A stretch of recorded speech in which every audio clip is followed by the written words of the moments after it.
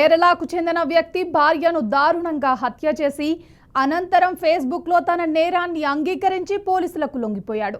ఈ విషాద సంఘటన కొల్లం జిల్లాలోని పునలూరులో చోటు చేసుకుంది. మృతురాలు శాలిని తన తల్లి వద్ద నివాసం ఉంటుంది. ఆమె స్నానం చేస్తుండగా ఇంట్లోకి చొరబడిన భర్త ఆమెపై దాడి చేసి హత్య చేశాడు.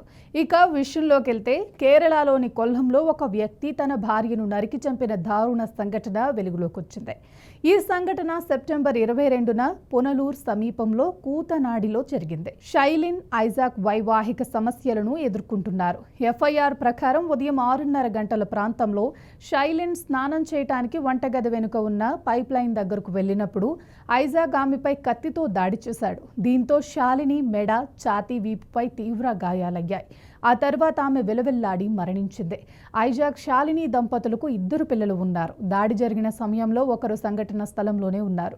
ఆ చిన్నారి కేకలు వేయటంతో చుట్టుపక్కల వారు అప్రమత్తమై పోలీసులకు సమాచారం అందించారు.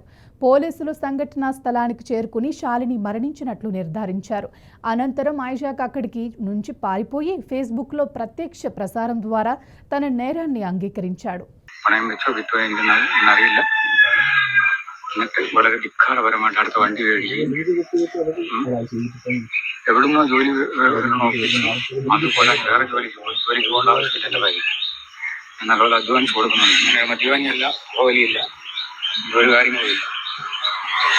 ഇല്ല, നമ്മളെ വളരെയധികം അവളുടെ അമ്മ അവളിപ്പോൾ പാർട്ടിക്ക് അത് പോയി പാർട്ടിയിൽ പോകുന്ന എനിക്ക് ഇഷ്ടമില്ല എന്ന് പറഞ്ഞു പാർട്ടിയിൽ പോവുകയും പാർട്ടിയിലുള്ളവന്മാർ അതിന് പിന്തുണ നൽകുകയും എന്ത് വന്നാലും ഞങ്ങളുണ്ടെന്ന് പറയുകയും രാത്രികാലങ്ങളിൽ പോവുക, വരിക, ഇതൊക്കെയാണ് നമ്മൾ ചെയ്യുന്നത്. അതിലിപ്പോൾ എല്ലാം ചെയ്യേണ്ടി വന്നു. ഞാൻ പറഞ്ഞതുകൊണ്ട് సంతోషం. తనపై నమ్మకం లేకపోవటం, అలాగే ఆభరణాల దుర్వినియోగం చేసిందని, అందుకే ఆమెను హతమార్చినట్లు లైవ్లో వెల్లడించాడు. మరణించిన మహిళను ప్లాచేరీలోని కూతనడి నివాసి అయిన శాలినిగా పోలీసులు గుర్తించి మృతదేహాన్ని పోస్టుమార్టం కోసం ఆసుపత్రికి తరలించారు. అక్కడే ఐజాక్, శాలిన్ మొబైల్ ఫోన్లను కూడా పోలీసులు స్వాధీనం చేసుకున్నారు. ఇక స్థానికంగా ఉన్న పాఠశాలలో శాలిని కేర్ టేకర్గా పనిచేస్తుంది.